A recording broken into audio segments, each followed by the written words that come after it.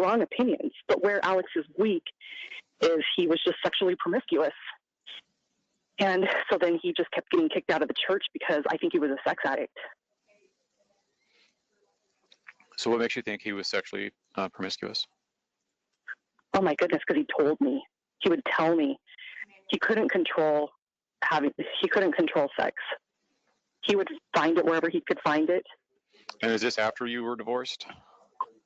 And it was before also. I was just foolish and thought, oh, he's married now, so that's going to be over.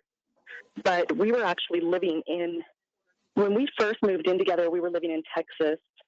And he had told me about his struggles with sex addiction before we got married. Mm-hmm.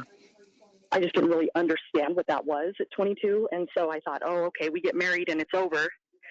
But when we were living in Texas, then he came. I had been wanting to move back to Utah because I didn't like living in Texas. And he wanted to stay. But then all of a sudden he came home from work one day and said, okay, we're moving. Pack up the car. Let's go. I didn't ask questions because I was excited to leave. So we packed up the car and we left, but it was really hurried. And we even left some things behind. So once we got back to Utah, I found out that actually he had slept with a 15-year-old girl while we were living in Texas.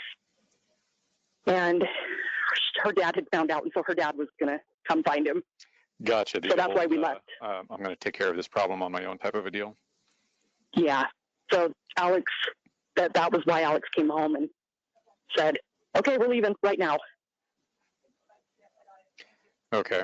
And we were already married at that point, but that did play into our divorce. There was just too much promiscuity. Sure. Surrounding sex in our marriage early on.